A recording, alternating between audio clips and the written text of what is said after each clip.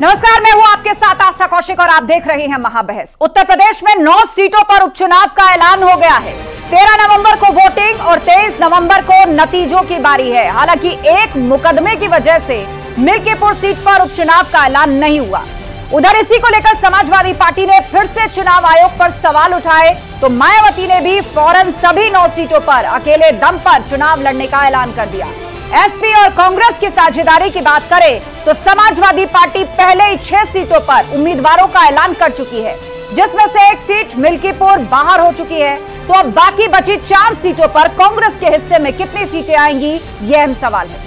वहीं बीजेपी 9 सीटों पर लड़ेगी तो मीरापुर से आरएलडी दमखम आजमाएगी। इस पूरे चुनावी माहौल के बीच सवाल ये कि योगी वर्सेस राहुल अखिलेश की जोड़ी फाइट में कौन है टाइट, किसका दलित वोटर, मायावती वर्सेस चंद्रशेखर। इन्हीं सवालों के इर्द गिर्द आज महाबहस। पहले ये रिपोर्ट।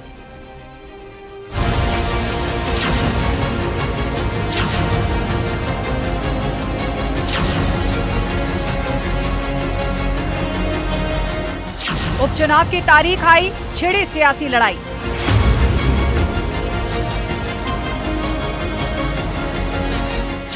नौ सीटों पर संग्राम, मिल्कीपुर पर फंस गया दांव। 10 सीटों पे बाई इलेक्शन होने, लेकिन इलेक्शन कमीशन ने केवल 9 सीटों पे चुनाव की घोषणा की। समाजवादी पार्टी इलेक्शन कमीशन से पूछना चाहती, क्या माननीय न्यायालय का कोई आदेश है कि चुनाव मिल्कीपुर विधानसभा में न कराया जाए। जीत किसकी होगी, राहुल अखिलेश की जोड़ी वर्सेस योगी। कानून का शासन स्थापित किया है, इसके आधार पर पूरा भरोसा है कि जनता का मत और आशीर्वाद भारतीय जनता पार्टी को मिलेगा। वहीं दूसरी तरफ इंडी गठबंधन लोकसभा के चुनाव के बाद खुलकर अपराधियों के साथ, माफियाओं के साथ, बलात्कारियों के साथ, जाली नोटों के व्यापारियों के साथ खड़ा नजर आया है। अखिलेश जी और समाजवादी पार्टी, उनके डीएनए में ही लड़ाई झगड़ा है, दंगा फसाद है। हमारी सरकार इस बात को सुनिश्चित करेगी कि प्रदेश में कानून का राज और मजबूत हो। किसका दलित वोटर, मायावती वर्सेस चंद्रशेखर। निश्चित तौर से हम सब लोग बात कर रहे हैं, मिलकर लड़ेंगे और 10 की 10 जीतेंगे। बीजेपी में केवल लोगों को लालच देकर लाया जाता है, चाहे संजय निषाद जी हों, चाहे अनुप्रिया पटेल जी हों, चाहे जो भी ओम प्रकाश राजभर जी हों, जो भी लोग यहाँ आए हैं उनको बड़े बड़े सपने दिखाकर लाते हैं और कहीं थाली परोस देते हैं 56 भोग, और खाने नहीं देते, केवल दिखाते रहते हैं दूर से। योगी वर्सेस राहुल अखिलेश की जोड़ी, फाइट में कौन टाइट।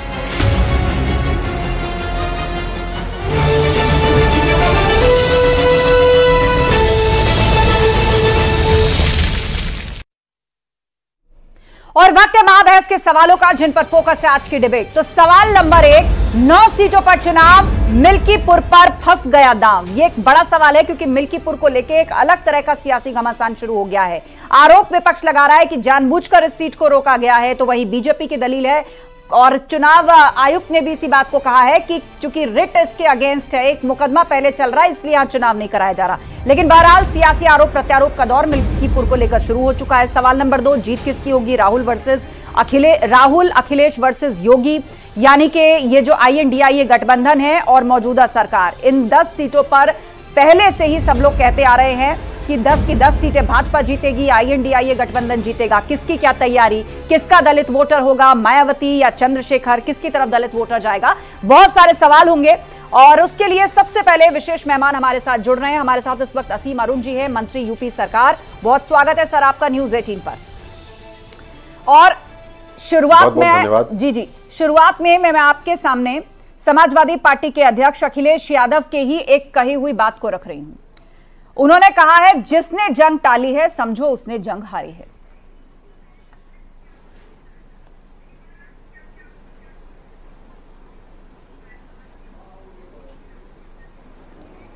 आप तक आवाज पहुंच रही है सर मेरी? एक बार दोबारा बोलेंगे, आवाज कटी कुछ। सवाल मेरा यह है कि जैसे ही चुनाव आयोग ने घोषणा की उपचुनाव की, मिल्कीपुर सीट जाहिर सी बात है उस पर तारीख की घोषणा नहीं की गई, तो इसे लेकर अखिलेश यादव ने कहा है कि जिसने जंग टाली है समझो उसने जंग हारी है। भारतीय जनता पार्टी स्वागत करती है उपचुनाव की घोषणा की, और सभी 10 विधानसभाओं के लिए हमारी तैयारी पूरी है, पूरी थी।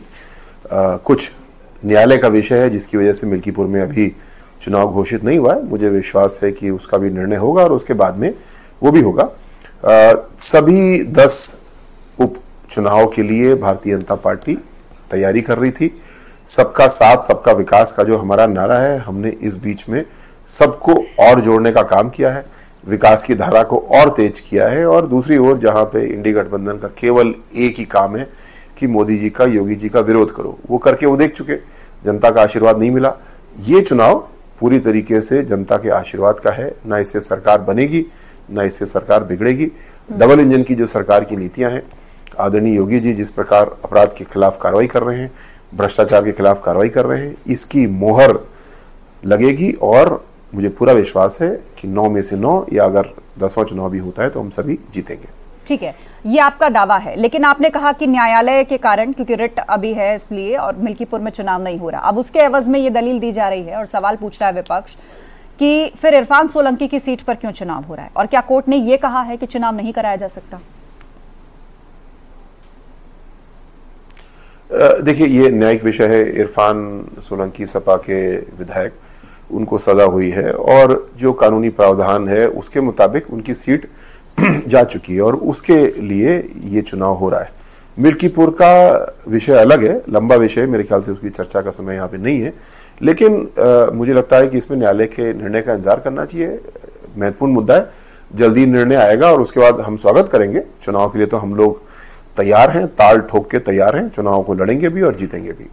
आप लोग बार बार सवाल पूछ रहे हैं विपक्षी गठबंधन को लेके कि समाजवादी पार्टी ने हरियाणा चुनाव के नतीजों के बाद फौरन अपनी लिस्ट अनाउंस कर दी, कांग्रेस से नहीं पूछा कितनी सीटें देंगे कांग्रेस को या नहीं देंगे। तो एवज में वो आपसे पूछते हैं कि क्या निषाद पार्टी को सीट मिल रही है, क्या अनुप्रिया पटेल की पार्टी को सीट मिल रही है। 9 की 9 सीटों पर आप लड़ रहे हैं, 1 सीट आरएलडी को दी गई है।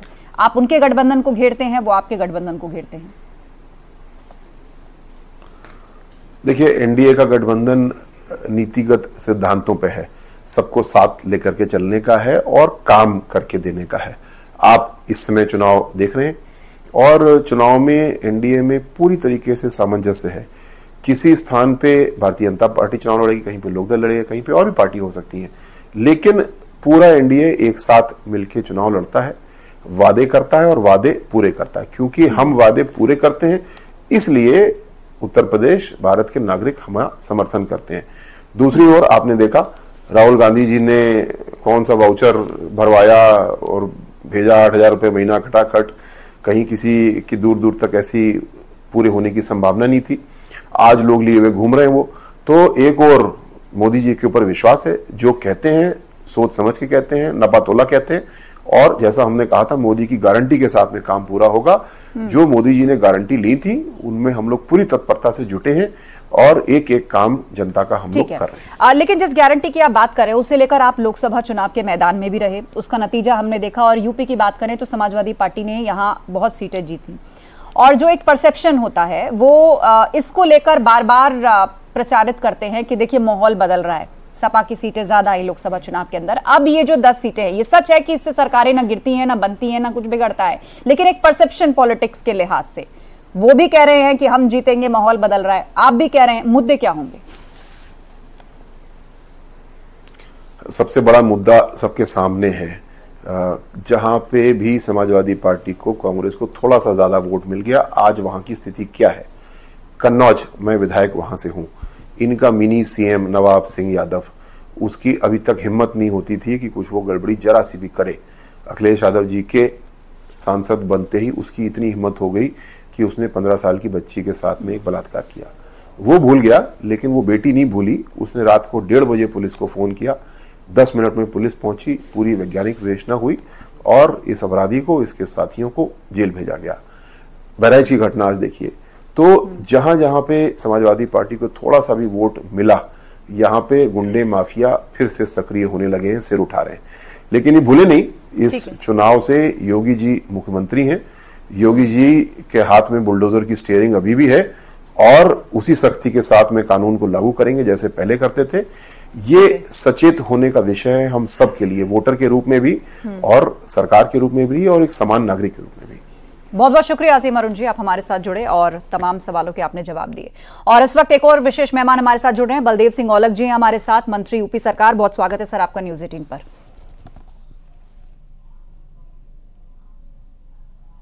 आवाज आ रही सर आपकी मेरे को? जी जी। तो आपसे भी वही सवाल मेरा जो मैंने अभी थोड़ी देर पहले असीम अरुण साहब से पूछा था। अखिलेश यादव लिख रहे हैं और इशारा मिल्कीपुर की तरफ है, जिसने जंग टाली है समझो उसने जंग हारी है। देखिए, हम तो पहले चुनाव जो हो रहे हैं पर काफी देर से इंतजार कर रहे थे, हम इनका पहले तो स्वागत करते हैं। और जहां तक 10 सीटों का सवाल है, एक सीट जो है वो किसी कारणवश, वोट के कारणवश कोई उसको नहीं हो रहा, तो 9 की 9 सीटें उत्तर प्रदेश में माननीय योगी जी के नेतृत्व में हम जीतने वाले हैं और पूरी तरह हमारी तैयारी। और ऐसा है कि जनता भी पूरी तरह तैयार बैठी है कि भी ये सीटें बीजेपी की झोली में डालनी है। और जो जहां पर विकास कुछ सीटें समाजवादी की थी, आज तक विकास नहीं हो पाया, उसको विकास की धारा में, मुख्य धारा में लाके उस विधानसभा में भी अच्छा विकास की तरफ ले जाने का काम करें। ठीक है। लेकिन चुनाव में पीडीए की बात हुई, लोकसभा चुनाव में भी हमने देखा सपा और कांग्रेस पीडीए के साथ रहे और उसमें उनको कामयाबी भी मिली। आप विकास और गुड वर्क को लेकर जाएंगे, लॉ एंड ऑर्डर, कानून व्यवस्था को लेकर जाएंगे चुनावी मैदान में, लेकिन सामाजिक समीकरणों का आपके पास क्या जवाब है विपक्ष के पीडीए का? देखिए, समीकरणों को जहां तक सवाल है, देखिए ये हमारी जो उपचुनाव, इसमें कोई हम लोगों को कोई दिक्कत नहीं है। अब उनका कोई विजन, ना कोई उनका पीढ़ी का विजन है और ना ही कोई उनका टारगेट। तो खाली जुमलेबाजी करना, खाली नाटकबाजी करना, लोगों को भ्रम में डालना, जनता का विश्वास ना देना, जनता की तरफ से झूठा प्रचार करना, ये पिछले चुनाव में जिससे पूरी जनता ने उसको देखा है। ठीक है। आपने देखा होगा कि जैसे राहुल जी कहते थे खटाखट पैसे आने वाले हैं, लोग इंतजार कर रहे हैं कि कोई हमें वोट मांगने तो आए। तो और ये जो संविधान खतरे में है, विपक्ष ने इसका जोर शोर से प्रचार किया और आपको लगा कि इस पॉइंट पर भाजपा को नुकसान भी उठाना पड़ा, इसका जवाब आप कैसे देंगे? क्योंकि वो अब भी बार बार इसी बात को रिपीट करते हैं। देखिए, सच्चाई की बात यहाँ तक है, अगर संविधान की रक्षा जो करने की बात है, माननीय नरेंद्र मोदी जी के नेतृत्व में हो रही है और उत्तर प्रदेश में माननीय योगी जी के नेतृत्व में जिस तरह से कानून की धज्जियां लोगों ने उड़ाई थी पिछले सालों में, चाहे 12 से 17 रहे हो, चाहे उससे पहले दूसरी गवर्नमेंटें रही जी। और जब 2014 में माननीय प्रधानमंत्री जी आए और 2017 में माननीय योगी आदित्यनाथ जी आए, तो कोई किसी को दिक्कत, कहीं आपने देखा कहीं दंगा हुआ हो, किसी की जमीन पे कब्जा हो, किसी ने कोई घटना करी हो, कोई बाजार लूटे हो, चाहे गुंडागर्दी करी हो, चाहे डकैती करी हो, ये सारी चीजें। तो कुल मिलाकर इन सभी चीजों को आप चुनावी मैदान में रखेंगे और अब बिगुल बज ही चुका है, तारीखों का अनाउंसमेंट हो गया है और चुनाव के लिए आपको ढेरों शुभकामनाएं। बहुत शुक्रिया हमारे साथ जुड़ने के लिए। और चलिए चर्चा की शुरुआत करते हैं। पूरा गेस्ट पैनल हमारे साथ जुड़ा हुआ है। शरद त्रिवेदी जी हैं बीजेपी प्रवक्ता, अशोक यादव जी हैं समाजवादी पार्टी के प्रवक्ता, प्रियंका गुप्ता जी हैं कांग्रेस की स्पोक्सपर्सन, रोहित अग्रवाल जी जुड़ गए हमारे साथ आरएलडी के प्रवक्ता और परमवीर सिंह जी हैं राजनीतिक विश्लेषक। आप सभी मेहमानों का बहुत बहुत स्वागत है। तो शुरुआत शरद त्रिवेदी जी आप ही से कर रहे हैं। चुनावी बिगुल बज गया है, 13 नवंबर की तारीख वोटिंग की और 23 नवंबर को आएंगे नतीजे, लेकिन उससे पहले सवाल मिल्कीपुर को लेकर अटक गया है। इसको विपक्ष कह रहा है कि जानबूझकर भाजपा ने कोई खेला किया है इसके पीछे। जितनी मर्जी टाल लीजिए, टालने का मतलब है जंग हार गए। आस्था जी, देखिए, वकालत में एक चीज होती है पेशबंदी कि केस क्या है वो एक अलग कहानी है, पेश क्या करना है ये अलग कहानी है। तो इनको बाद में तय करना था कि क्या पेश करना है, कि जब हारेंगे तो क्या कहना है जनता के सामने। इन्होंने तो पहले ही से तैयारी शुरू कर दी है कि साहब मिल्कीपुर में क्यों नहीं लड़ रहे हैं, वहां पे रोकने की कोशिश करी गई है, जो ईवीएम मशीन पे के लिए अभी से तैयारी की जा रही है। जिस तरह कश्मीर में जो है ईवीएम मशीन खराब हो गई थी, हरियाणा में ठीक हो गई थी, तो अभी ये भी खराब होने वाली। मैं आपको गारंटी दे रहा हूं कि 10 की 9 सीटों पे ईवीएम मशीन खराब होगी और जलेबी बटेगी, ये बिल्कुल तय है। ठीक है, अशोक यादव जी हमारे बीच में है। अशोक यादव जी, अब चूंकि चुनाव की तारीख नजदीक आ रही है, चौतरफा हमले आप पर शुरू हो गए हैं। ब्रजेश पाठक कह रहे हैं कि समाजवादी पार्टी लड़ाई झगड़े वाली पार्टी है और हमारी सरकार में कानून व्यवस्था बेहद मजबूत है। लड़ाई झगड़े की बात अगर कर लिया जाए तो भाई 2 दिन पहले भारतीय जनता पार्टी के अवधेश सिंह, जो कि मुख्यमंत्री जी के स्वजाती हैं, उन्होंने एक पिछड़ी वर्ग से आने वाले विधायक योगेश वर्मा को सरेआम थप्पड़ मारा, उनके ऊपर तमाम हमले किए। लेकिन 3 दिन हो गया, एक विधायक जो कि पिछड़ी जात से आता है उसके खिलाफ पीटने वाले का इसलिए FIR नहीं होता है। 3 दिन हो गया ना, 4 दिन हो गया। क्योंकि वो मुख्यमंत्री जी की जात से बिलोंग करता है। तो ये कानून व्यवस्था है और ये लड़ाई झगड़े की बात है। एक दो नहीं, ऐसे कई उदाहरण मिलेंगे भारतीय जनता पार्टी में जो आपस में सिर फुटबॉल, जूता की लड़ाई, थप्पड़ की लड़ाई, ये सब लगातार चलता रहता है भारतीय जनता पार्टी में और दुनिया देख भी रही है। दूसरी बात, जो चूंकि मिल्कीपुर को लेकर के जो यहाँ पे सवाल चल रहा है, देखिए एक नारा है डर के आगे जीत है, लेकिन अगर उसको पीछे जाके देखेंगे तो डर के पीछे क्या है, हार है। तो अगर मिल्कीपुर को लेकर के चूंकि लेकिन डर कहाँ है अशोक जी, ये तो न्यायालय के थ्रू हो रहा है ना, उस पर रिट है और वो तभी से है जब से अवधेश प्रसाद विधायक बने थे, तभी से चल रहा है, ये तो कानून। देखिए आस्था जी, मुझे लगता है कि न्यायालय में कोई स्टे ऑर्डर तो है नहीं, तो अगर स्टे ऑर्डर रहता तो आप उसके पीछे आप छुप सकते थे कि न्यायपालिका ने उस सीट के ऊपर स्टे किया हुआ है। और विधायक जी खुद नहीं विधायक हैं, इस समय सांसद हो गए हैं अवधेश प्रसाद जी, तो अब उस पर न्यायालय का फैसला क्या आएगा, क्या नहीं आएगा, कब आएगा, 2 साल में आएगा, 3 साल में आएगा, 4 साल में आएगा, तो क्या जो पीपुल्स रिप्रेजेंटेशन एक्ट 1951 है उसका वायोलेशन करेगी क्या जो योगी सरकार? ये बहुत सारे सवाल हैं। इसलिए हमारे राष्ट्रीय अध्यक्ष ने कहा कि जिसने जंग टाली है समझो वो जंग हारी है। शरद त्रिवेदी जी, देखिए पहले तो ये कि चुनाव हम नहीं करा रहे हैं, चुनाव आयोग करा रहा है। और हमारे मित्र अशोक जी को शायद नहीं पता है कि हिंदू धर्म में, हिंदू संस्कृति में स्वामी, ऋषि, मुनि और योगियों की कोई जाति नहीं होती है।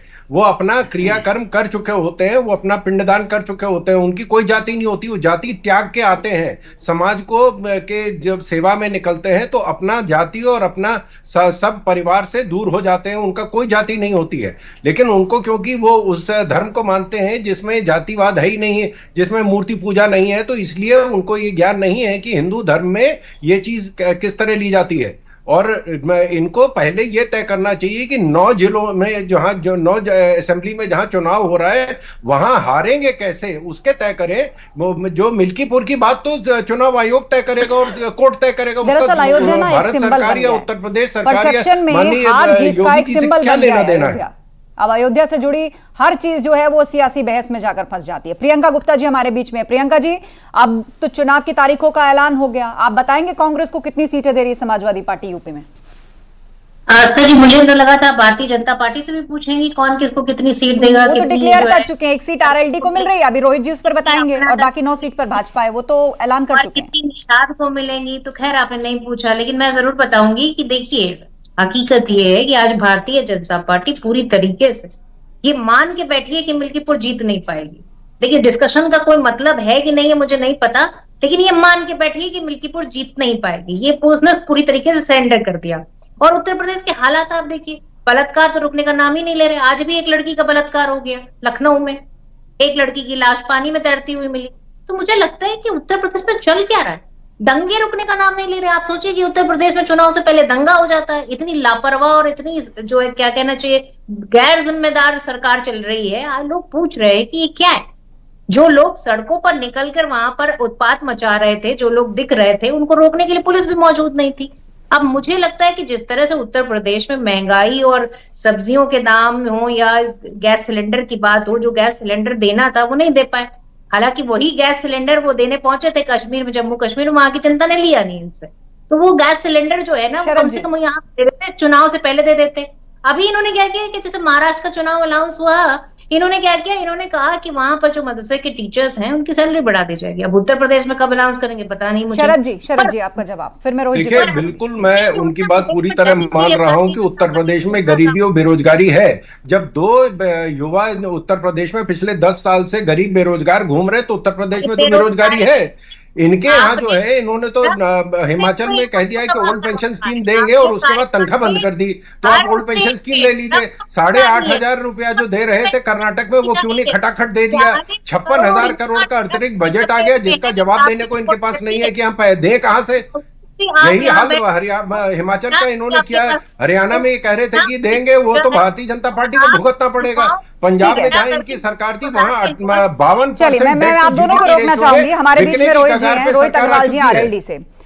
विपक्षी गठबंधन बार बार सत्ता पक्ष से सवाल पूछ रहा है कि आपने अनुप्रिया पटेल की पार्टी को कितनी सीटें दी, निषाद पार्टी को कितनी सीटें दी, आरएलडी को 1 ही सीट मिली। क्योंकि उनके गठबंधन पे सवाल पूछा जा रहा है कि कांग्रेस को लेकर पत्ते नहीं खोल रहे हैं। आस्था जी, देखिए ऐसा हमारी है, पार्टी में, हमारे संगठन में ये तय कर लिया जाता है कि क्या होगा, उसके बाद डिक्लेयर किया जाता है। इनके संगठन में समाजवादी पार्टी पहले डिक्लेयर कर रही है, उसके बाद कह रही है कि आपको इसको चुनना। देखिए स्थिति बिल्कुल साफ है आस्था जी, स्थिति आस्था जी बिल्कुल साफ है कि कांग्रेस का खुद का तो कुछ है नहीं। कांग्रेस की स्थिति है उत्तर प्रदेश के अंदर कि उपचुनाव के अंदर जितने इनके विधायक 2022 में जीत के आए थे उससे ज्यादा सीटें मांग रही है, इसीलिए बेइज्जत होने का काम हो रहा है इनका। स्थिति ये है कि मध्य प्रदेश में जो इन्होंने समाजवादी पार्टी के साथ किया कि रात को 1 बजे तक बैठा के रखा और उसके बाद उनके नेताओं से मिले तक नहीं, और यही इन्होंने हरियाणा में किया कि उनकी हैसियत बताई समाजवादी पार्टी को। तो अब समाजवादी पार्टी इनको इनकी हैसियत उत्तर प्रदेश में बता रही है, तो अब इनको दर्द होना शुरू हो चुका है कांग्रेस को, इसलिए कांग्रेस कहीं ना कहीं एनडीए के गठबंधन में झांक रही है। अरे इनको इतनी अगर समझ नहीं है इनको, जिनके गैस सिलेंडर में खुद ही गैस खत्म हो गई हो, वो गैस सिलेंडर की बात कर रही है कांग्रेस, तो इनको तो ये समझना चाहिए कि भैया ये उपचुनाव है, उपचुनाव में राष्ट्रीय लोकदल मीरापुर की सीट राष्ट्रीय लोकदल की चंदन चौहान जी सांसद हो गए थे, इसलिए खाली हुई थी, तो राष्ट्रीय लोकदल मीरापुर की सीट ही लड़ेगा ना चुनाव। तो आप इस तरीके की ऊट पटाख, नहीं ये इस तरीके का डिबेट का तरीका नहीं है ना आस्था जी। वो हरियाणा में उम्मीद कर रही थी, वहां सीटें नहीं मिली। नहीं, स्थिति साफ है कि कांग्रेस को कांग्रेस की हैसियत दिखाने का काम समाजवादी पार्टी उत्तर प्रदेश में बखूबी कर रही है, इसलिए कांग्रेस लीपापोती करती है हमारे गठबंधन पे। हम तो 10 बार कह चुके हैं कि भैया हम 10 सीटों पे एनडीए के साथ तैयारी कर रहे हैं। और रही बात मिल्कीपुर वाली सीट की, ये भी आशंका जताई जा रही थी किसी खेमे से, वो कौन सा खेमा हो सकता है रोहित जी, आप ही बताएंगे, कि अगर हरियाणा चुनाव के नतीजे वैसे ही आते जैसे कि पोल्स में दिखाया गया था, तमाम एग्जिट पोल्स में दिखाया गया था, तो ऐसे में आरएलडी पलट सकती है। नहीं देखिए, ये सब बातें करना मुझे लगता है बेमानी है पूरी तरीके से। राष्ट्रीय लोकदल कहीं ना कहीं विचारधारा की पार्टी है, चौधरी चरण सिंह जी की विचारधारा को लेकर हम आगे चल रहे हैं, हम देश के विकास के साथ रहते हैं, और स्थिति साफ है पूरी तरीके से कि राष्ट्रीय लोकदल का जो स्टैंड है वो पूरी तरीके से क्लियर होता है। हम कोई ढुलमुल रवैया नहीं अपनाते हैं, अगर हम जिसके साथ हैं वो खुल के होते हैं और नहीं है तो नहीं होते हैं। हम कोई मैं परमवीर जी को भी लाना चाहूंगी चर्चा के अंदर। परमवीर जी, दलित वोटर्स, अब पीडीए की बात विपक्ष कर रहा है, उस पीडीए पर उसको जीत भी मिल चुकी है, अब ये उपचुनाव का जो पूरा मैदान है वो परसेप्शन के लिहाज से बहुत अहम है। पूरा जोर विपक्षी गठबंधन भी लगा रहा है, वो उस आत्मविश्वास से भरा है लोकसभा चुनाव के बाद। बीजेपी भी इसको एक साग के सवाल की तरह पूरी तरह अपने चक्रव्यूह को कसने में लगी हुई है। तो ऐसे में दलित वोटर्स को लेकर बहन जी ऐलान कर चुकी हैं कि वो उपचुनाव में किसी से गठबंधन नहीं करेंगी। चंद्रशेखर रावण की भी पार्टी है, तो इस पीडीए में जो दलितों की पोजीशनिंग है वो आप किस तरह देख रहे हैं? अब मायावती अकेले चुनावी मैदान में आएंगी, किसी से गठबंधन नहीं करेंगी, चंद्रशेखर रावण की भी अपनी पार्टी है। आस्था जी, विद्रोही जी की कविता की पंक्तियां है कि मछली का दुख मछली जाने, मछली का दुख मल्लाह क्या जाने। तो ऐसे ही सोशल इंजीनियरिंग की जब हम बात करते हैं, सोशल जस्टिस की बात करते हैं, ये आजकल हॉट मैटर है भारतीय राजनीति का, तो इसमें सोशल जस्टिस की बात और उनको क्या चाहिए तो जो पीड़ित है वही बता सकता है। केवल कुछ ऊपर बैठे हुए नेता, जो मैं कहूंगा, देखिए सोशल जस्टिस की बात करने वाला जब हेलीकॉप्टर से उतरता है फिर बैठता है 1.5 करोड़ की गाड़ी में, तो जो जिसने वोट देनी होती है वो 4 बार सोचता है कि मेरे लिए कुछ होने वाला है कि नहीं होने वाला। अब बात की जाए, अगर हम कास्ट सेंसस की बात करेंगे, मैं थोड़ा सा एलैबोरेट करूंगा। कास्ट सेंसस की बात इंडियन पॉलिटिक्स में कांग्रेस ने शुरू करी थी, और कास्ट सेंसस कर्नाटक में बिहार से भी पहले करा दिया था। ये प्लैंक लेकर आए थे 2019 में, जो 24 का जो लोकसभा था उसके लिए बनाया जा रहा था, लेकिन कर्नाटक में क्या हो गया कास्ट सेंसस हो जाने के बाद, अब चीजें समझ रही है। हुआ क्या था कि 2024 का जो लोकसभा हुआ था उसमें क्रिस्टोफर जेफरली की एक स्टेटमेंट है कि आउट ऑफ द बॉक्स अगर कुछ जाके पॉलिटिक्स में कोई करता है तो जीत के अच्छी चांसेस मिलते हैं। Out of the box UP में क्या किया, मैं यूपी की बात करूंगा, केवल पीडीए की थ्योरी लेकर नॉन यादव और नॉन जाटव के टिकट बांटे गए। आपने देखा, हम सबने देखा कि 37 सीटें समाजवादी पार्टी ले आती है, और नॉन यादव कैसे करा उन्होंने कहा फैमिली में रहेंगे 5 यादव, फैमिली के बाहर का यादव कोई नहीं होगा, ठीक है, जाटव को नहीं दिया, उसके अलावा बाकी दलित कास्ट को वोट दिए। जो टिकट का चुनाव था समाजवादी पार्टी का, वो पीडीए की थ्योरी के अम्ब्रेला के नीचे, लेकिन वो काम कर गया। लेकिन अब चीजें पब्लिक डोमेन में सारी है, वो सामने है। हरियाणा का रिजल्ट वही है। तो बात एक प्लैंक दिया गया था कि कॉन्स्टिट्यूशन खतरे में है, कॉन्स्टिट्यूशन तो कभी खतरे में नहीं था, लेकिन वो चीज हरियाणा में दलित वोटर समझ गया था इस बात, तो इसी वजह से वो वहां पर चुनाव के परिणाम बिल्कुल अलग आ गए। एनालिस्ट बता रहे थे उसके ऊपर, ओपिनियन पोल से, और उसी के ऊपर अनुमान लगाया जा रहा था कि कांग्रेस पार्टी सरकार बना जाएगी, लेकिन हो गया उससे उलट। अभी यूपी में वो प्लैंक जो था ना पीडीए की अम्ब्रेला वाला, वो खत्म हो चुका है। अब जमीनी मुद्दों पर बात होगी, तो बार बार बात की जाती है लॉ एंड ऑर्डर की। 37 सीटें समाजवादी पार्टी जीती है, उसके बाद से सिचुएशन यूपी में बदल गई है। मतलब बदल क्या गई है, कानून का मैं कहता हूँ डर होना चाहिए, ये मेरा व्यक्तिगत मानना है, किसी को आपत्ति हो तो हो सकती है, कानून का डर होना चाहिए। लेकिन जब डर नहीं होता कि कानून हमारा कुछ कर नहीं पाएगा तो लोग मनमर्जी करते हैं। मेरे मोहल्ले के बाहर से अगर कोई जुलूस निकलेगा तो मैं पत्थर मार सकता हूँ उसके ऊपर, मेरी श्रद्धा के हिसाब से कुछ ज्यादा बजा लेगा या भजन करके बजाएगा तो पत्थर मार सकता हूँ। ठीक है, बढ़ रही है। चलिए जाते जाते लास्ट 1.5 मिनट का वक्त है मेरे पास। अशोक यादव जी, मुद्दे क्या होंगे इस बार भी? वही पीडीए पर दांव, किन चीजों का जिक्र और मुद्दों को लेकर जाएंगे जनता के बीच? देखिए आस्था जी, पीडीए का जो हवा चली थी उत्तर प्रदेश में जो लोकसभा चुनाव में आपने देखा, उस हवा का रुख कैसा था, वो हवा का रुख अब साइक्लोन में बदल चुका है। वो हवा का रुख एक बहुत बड़ा तूफान का रूप ले चुका है और ये तूफान योगी जी की सरकार को 2027 में ले डूबेगा। अब देखिएगा, मैं दावा कर रहा हूँ। दूसरी बात, योगी सरकार क्या बताएगी? हमारे जो मुद्दे हैं वो मुद्दे जीवंत मुद्दे हैं कि सरकार जो हाईकोर्ट के फैसले के आने के बाद भी पिछड़ों दलितों का जो आरक्षण था 69 शिक्षक भर्ती में, उसको नहीं दिया इसने। इन्होंने पेपर लीक माफिया जो कि बेदी राम है, जिसने करोड़ों छात्रों का भविष्य अंधकार में किया, उसको अपनी सरकार में शामिल किया हुआ है। इन्होंने लगातार आरक्षण की विरोध की है। रोहित जी एक सेकंड, रोहित जी कृपया सुन लें। जिस तरह से पीडीए का आंदोलन चल रहा है, ये योगी की सरकार को लेकर डूबने जा रहा है 2027 में। ये मैं क्यों कह रहा हूं? क्योंकि लगातार जिस तरह से कासगंज की घटना बता दूं मैं आस्था जी, एक रमेश नाम का दलित युवक गया था रामलीला देखने, वहां पे पुलिस वालों ने उसको इतना मारा कुर्सी पर बैठने की वजह से कि वो घर में जाके आत्महत्या कर लेता है। ये आपका दलित प्रेम है? दलित आपको वोट देता है, बदले में आप उसको क्या करते हो? पीटते हो, आपकी पुलिस पीटती है, तो ये आपका दलित प्रेम है? संविधान विरोधी हम लोग कहते हैं इनको, क्योंकि संविधान में नहीं लिखा है कि आपको पिछड़ों का आरक्षण लूटना है। इन्होंने लूटा। संविधान में नहीं लिखा कि दलितों के ऊपर अत्याचार करना है, लगातार अत्याचार कर रहे हैं। संविधान में नहीं लिखा कि जाति के आधार पर योगी सरकार नियुक्तियां करेगी, लेकिन जाति के आधार पर नियुक्तियां कर रहे हैं। शरद त्रिवेदी जी, आपका जवाब।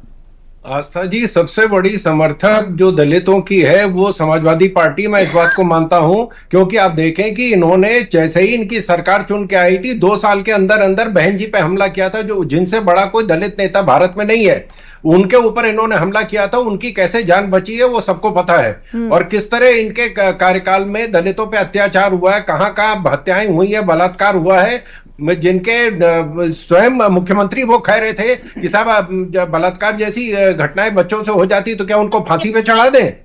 ये इनके कार्यकाल को जनता देख चुकी, इसीलिए पहली बार उत्तर प्रदेश के इतिहास में भारतीय जनता पार्टी के मुख्यमंत्री को पूरा कार्यकाल कंप्लीट किया और उसके बाद बहुमत से दोबारा जिता के जनता ने भेजा है। प्रियंका जी। देखिए, अभी पुलिस कस्टडी में एक डेथ हुई और उस डेथ को पूरी तरीके से पुलिस ने किस तरह से कहानी बनाई। ये भारतीय जनता पार्टी की डबल इंजन की सरकार है जो लगातार दलितों पर अत्याचार कर रही है, पिछड़ों पर अत्याचार कर रही है, न सरकारी नौकरियां निकाल रही है, ना ही जो है 69,000 शिक्षक भर्ती का जो है रायता फैला रखा है जिस तरह से उत्तर प्रदेश में। वो सब देख रहे हैं, सबको समझ में आ रहा है कि कौन दलितों का हितैषी है, कौन बहुजन समाज का हितैषी है और कौन नहीं है। लगातार जिस तरह का अत्याचार हो रहा है और हाथ पर हाथ धरे बैठी हुई भारतीय जनता पार्टी की सरकार और पुलिस और पूरा महकमा साबित करता है कि कितनी नीरसता है इनको, और उसकी वजह से ही आज मिल्कीपुर सीट जो है पूरी तरीके से इन्होंने छोड़ दी और पूरी तरीके से हार मान ली कि हम तो यहाँ जीत ही नहीं सकते, तो यहाँ इलेक्शन कराने की क्या जरूरत है। नहीं, इलेक्शन कैंसिल नहीं हुआ है, अभी तारीख का ऐलान नहीं हुआ है, तारीख का ऐलान नहीं हुआ है। और ताजा अपडेट ये भी है कि जो अवधेश प्रसाद के अगेंस्ट चुनाव लड़े थे 2022 में बाबा गोरखनाथ, वो शायद पिटीशन वापस ले रहे हैं और उसके बाद मुझे लगता है कि थोड़ा समय लेना चाहिए, बहुत जल्दी उस पर भी कुछ ना कुछ अपडेट हो जाएगा। रोहित अग्रवाल जी। नहीं, स्थिति बिल्कुल साफ है। आपने मिल्कीपुर के ऊपर बिल्कुल आस्था जी आपने क्लियरिटी लिया है, क्योंकि यही कांग्रेस यही विचारधारा की बात कर रहे थे। जिस तरीके से विचारधारा चौधरी साहब विचारधारा आपने बेच दिया कब का मोदी जी के हाथों। मोदी जी की विचारधारा पे चलकर आपने चौधरी साहब की विचारधारा का हत्या किया है। रोहित अग्रवाल जी, आपने चौधरी साहब के विचारों की हत्या की है। आपने उस मोदी जी की विचारधारा को अपनाया है जिन्होंने किसानों की हत्या में जिनका योगदान है, किसानों की हत्याओं का योगदान, जिसके मतलब सारे मुद्दे चुनावी मंच सज रहा है, उस मोदी सरकार के तमाम मुद्दे आपको उठाने का मौका मिलेगा क्योंकि चुनावी बिगुल बच चुका है, तारीखों का ऐलान हो गया है। आप सभी पैनलिस्ट का शुक्रिया इस चर्चा में शामिल होने के लिए। तो उत्तर प्रदेश की 9 सीटों पर उपचुनाव का ऐलान हो चुका है। 13 नवंबर को वोटिंग होगी और 23 नवंबर को नतीजों की बारी है। हालांकि मुकदमे की वजह से मिल्कीपुर सीट पर उपचुनाव का ऐलान नहीं हुआ है, लेकिन उम्मीद की जा रही है जल्दी इस पर भी अपडेट होगा। महाबहस में इतना ही, खबरें जारी, आप बने रहिए हमारे साथ।